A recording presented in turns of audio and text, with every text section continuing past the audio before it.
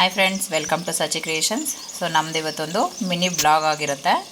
ನಾನಿವತ್ತು ಕ್ರಿಸ್ಮಸ್ ಹಾಲಿಡೇಸ್ಗೆ ಔಟ್ಸೈಡ್ ಹೋಗ್ತಾಯಿದ್ದೀವಿ. ಆಟೋ ಬುಕ್ ಮಾಡ್ಕೊಂಡಿದ್ವಿ. ಆಟೋ ಬಂತು.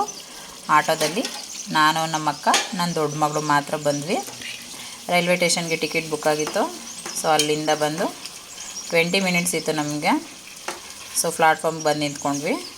ನನ್ನ ಮಗಳು, ಅಮ್ಮ ನಾನೊಂದು ರೀಲ್ಸ್ ಮಾಡ್ತೀನಿ ಅಂತ ಹೇಳಿದ್ಲು. ಸೊ ರೀಲ್ಸ್ ಮಾಡ್ಕೊಂಡು ನಿಂತ್ಕೊಂಡ್ಲು. ನಾವು ಟ್ರೈನ್ ಸೀಟ್ ಸಿಕ್ಕುತ್ತೋ ಇಲ್ವೋ ಅಂತ ವೆಯ್ಟ್ ಮಾಡ್ತಾಯಿದ್ವಿ. ಭಯ ಬೇರೆ ಇತ್ತು, ಅಷ್ಟು ದೂರ ಹೆಂಗಪ್ಪ ಹೋಗೋದು ಕೂತ್ಕೊಂಡು ಅಂತ. ಬಸ್ಸಲ್ಲಿ ಆಲ್ಮೋಸ್ಟ್ ರಶ್ ಇರುತ್ತೆ ಅಂತ ಟ್ರೈನ್ಗೆ ಬಂದ್ವಿ. ಟ್ರೈನ್ ಬಂದು ಹೋಗಿ ಹತ್ತಿದ್ವಿ. ಅದರೊಳಗಡೆ ಹೆಂಗೋ ನಮ್ಮ ಲಕ್ಕು ಸೀಟ್ ಸಿಕ್ತು. ಸೀಟಲ್ಲಿ ಕೂತ್ಕೊಂಡ್ವಿ. ನಾನು ನಮ್ಮ ಅಕ್ಕ ಬ್ರಾಂಟಿ ಪರಿಚಯ ಮಾಡ್ಕೊಂಡು ಫ್ರೆಂಡ್ ಮಾಡಿಕೊಂಡು ಹಂಗೆ ಒಂದು ಭಾಗ್ಯಲಕ್ಷ್ಮಿ ಧಾರಾವಾಹಿ ಕೂಡ ನೋಡ್ತಾಯಿದ್ವಿ. ಸ್ನ್ಯಾಕ್ಸ್ ಬಂತು, ಚುರುಮುರಿ ತೊಗೊಂಡು ಚುರುಮುರಿ ತಿನ್ಕೊಂಡು ಟೈಮ್ ಪಾಸ್ ಮಾಡಿದ್ವಿ. ನನ್ನ ಮಗಳು, ಅಮ್ಮ ಬೋರ್ ಆಗ್ತಿದೆ ಅಂತ ಅಂದ್ಲು. ಅವಳಿಗೆ ಸ್ವಲ್ಪ ಹೊತ್ತು ಫೋನ್ ಕೊಟ್ವಿ. ಫೋನ್ ನೋಡ್ಕೊಂಡು ಕೂತಿದ್ಲು. ಅಷ್ಟರಲ್ಲಿ ಮೈಸೂರು ಬಂದು ಇಳ್ಕೊಂಡ್ವಿ. ನಮ್ಮ ಅಕ್ಕ ಅವ್ರ ಫ್ರೆಂಡ್ಗೆ ಸರ್ಪ್ರೈಸ್ ಕೊಡೋದಕ್ಕೆ ಅಂತ ನಾವು ಹೇಳಿರಲಿಲ್ಲ ಬರ್ತಾಯಿದ್ದೀವಿ ಅಂತ.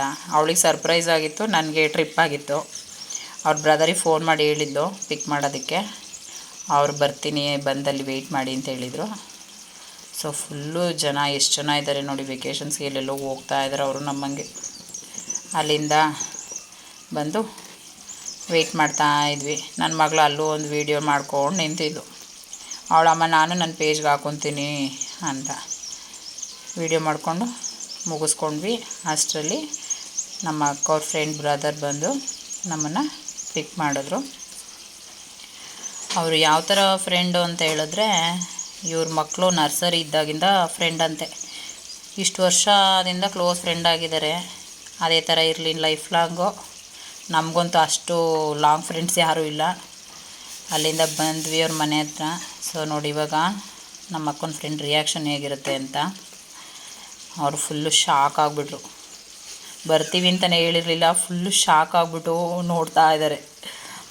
ನಾವಿವತ್ತು ಇಲ್ಲೇ ಹಾಲ್ಟ್ ಆಗ್ತಾಯಿದ್ದೀವಿ. ನೆಕ್ಸ್ಟ್ ವೀಡಿಯೋ ಅಪ್ಲೋಡ್ ಮಾಡ್ತೀನಿ. Thank you.